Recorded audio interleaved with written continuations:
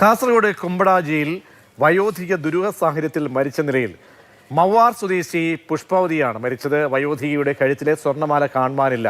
ശരീരത്തിൽ മുറിവുകളും കണ്ടെത്തി. സാരംഗ് സ്വർണം കവരാനുള്ള കൊലപാതകം എന്ന നിലയിലേക്കാണോ സംശയങ്ങൾ പോകുന്നത്? എന്തൊക്കെയാണ് പോലീസ് പറയുന്നത്?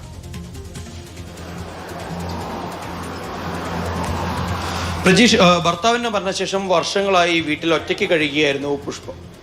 ഇതിനിടയിലാണ് ഈ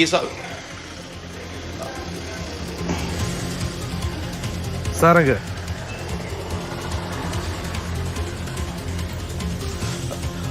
പ്രജീഷ്, ഭർത്താവിന്റെ മരണത്തിന് ശേഷം ഏറെ വർഷങ്ങളായി ഒറ്റയ്ക്ക് കഴിയുകയായിരുന്നു പുഷ്പാവതി. ഇതിനിടയിൽ ബന്ധു മൊബൈൽ ഫോണിൽ ബന്ധപ്പെടാൻ ശ്രമിച്ച സമയത്ത് അവരിൽ നിന്നും യാതൊരു പ്രതികരണവും ഉണ്ടായില്ല.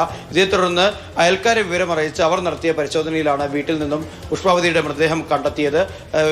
ശരീരത്തിൽ പലയിടങ്ങളിലും മുറിവേറ്റ പാടുകൾ കാണാൻ സാധിച്ചു. അതോടൊപ്പം തന്നെ ആഭരണങ്ങൾ നഷ്ടപ്പെട്ടു എന്ന് തന്നെയാണ് ഏറ്റവും പ്രധാനപ്പെട്ട കാര്യം. 4.5 പവനോളം വരുന്ന മാല നഷ്ടപ്പെട്ടിട്ടുണ്ട്. അതോടൊപ്പം തന്നെ 2 വളകളും നഷ്ടപ്പെട്ടു പോയിട്ടുണ്ട്. എന്തായാലും ബദിയടുക്ക പോലീസ് അവിടെ ക്യാമ്പ് ചെയ്ത് പരിശോധന നടത്തിക്കൊണ്ടിരിക്കുകയാണ്. ഡോഗ് സ്ക്വാഡും അതോടൊപ്പം തന്നെ ഫോറൻസിക് സംഘവും അവിടെ എത്തി പരിശോധന നടത്തിയിട്ടുണ്ട്. മുൻകാലങ്ങളിലൊക്കെ തന്നെ കാസർഗോഡ് നടന്ന സമാന കുറ്റകൃത്യങ്ങളുമായൊക്കെ തന്നെ താരതമ്യം ചെയ്തുകൊണ്ട് തന്നെയാണ് അന്വേഷണം മുന്നോട്ടേക്ക് പോകുന്നത്. അതോടൊപ്പം തന്നെ ഒരു ഉൾനാടൻ മേഖലയാണ്. അതുകൊണ്ട് തന്നെ CCTV അടക്കമുള്ള വസ്തുക്കൾ ഉപയോഗിച്ചുകൊണ്ട് തന്നെ പരിശോധനയും അന്വേഷണവും ഒന്നും തന്നെ മുന്നോട്ടേക്ക് കൊണ്ടുപോകാനാവില്ല. അതുകൊണ്ട് തന്നെ പരമാവധി ആളുകളുടെയൊക്കെ തന്നെ മൊഴിയെടുത്തുകൊണ്ടിരിക്കുകയാണ് ബദിയടുക്ക പോലീസ്. പ്രജീഷ്.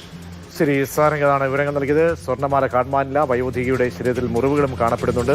അപ്പോൾ മരണം സംബന്ധിച്ചൊക്കെയുള്ള വലിയ പരിശോധനയിലേക്ക് പോകുന്നുമുണ്ട്. ഇതുമായി ബന്ധപ്പെട്ടൊരു സംഭവവുമായി ബന്ധപ്പെട്ടൊരു പ്രതികരണം കൂടി കേൾക്കാം. നമുക്കറിഞ്ഞത് ഇന്നലെ രാത്രി 8 മണി 9 മണി മുതൽ നമുക്ക് എന്ത് സംഗതി അറിയില്ല. ഇവിടെ ഒരു ഒറ്റക്കാണ് താമസം. ഒറ്റയ്ക്ക് താമസം ഉണ്ടായതുകൊണ്ട് ഇവിടെ 1 മണിക്ക് ഇവിടെ നാട്ടുകാർ ആരോ കണ്ടിട്ടുണ്ട്.